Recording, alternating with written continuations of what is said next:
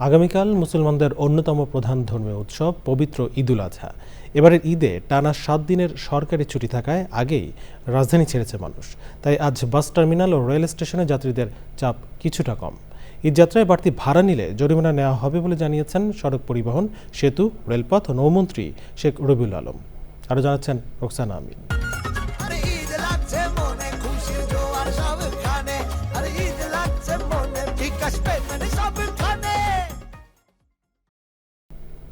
অনেক আনন্দ, অনেকদিন পরে বাড়িতে যাচ্ছি, বাবা মার সাথে দেখা হবে, মা বাবা নানি নানা সবার সাথে দেখা হবে, যেহেতু আমি নানির বাড়িতে যাচ্ছি ঈদ করতে। 2 বছর পরে যাচ্ছি তো এজন্য অনেক এক্সাইটেডমেন্ট।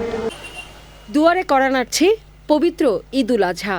স্বজনদের সঙ্গে ঈদ আনন্দ ভাগ করে নিতে বৃষ্টি উপেক্ষা করে বাস ও লঞ্চ টার্মিনাল এবং রেল স্টেশনগুলোতে গ্রামে ফেরা মানুষের ভিড়।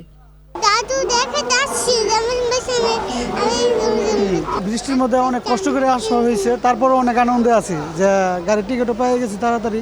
দেশে মা আছে, ভাই আছে, তাদের সাথে ঈদ করবো, একটা আনন্দের বিষয় আর কি। এখন পর্যন্ত ওইরকম হ্যাসেল চোখে পড়ে না আর কি।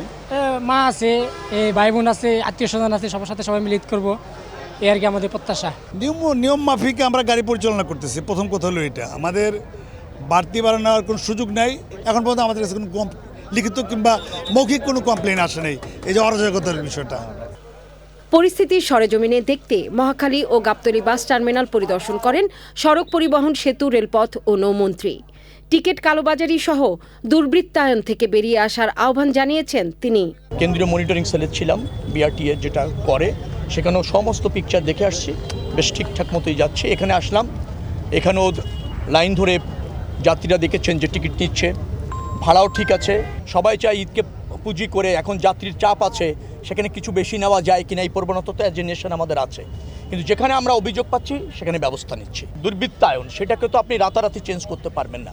এই প্র্যাকটিস যদি অব্যাহত থাকে, প্রকাশ্যে যদি ভাড়া বেশি নেওয়া না যায়, কাউন্টার এবং বাস স্ট্যান্ডে যদি নির্ধারিত ভাড়া নিতে বাধ্য করা যায়, অথবা তারা যদি এভাবে হ্যাবিচুয়াল হয়, দেখবেন ওইটাও আস্তে আস্তে দূর হয়ে গেছে। ঈদে রাজধানী ঢাকা ও আশপাশের এলাকা থেকে গ্রামে যাচ্ছেন প্রায় 1.5 কোটি মানুষ।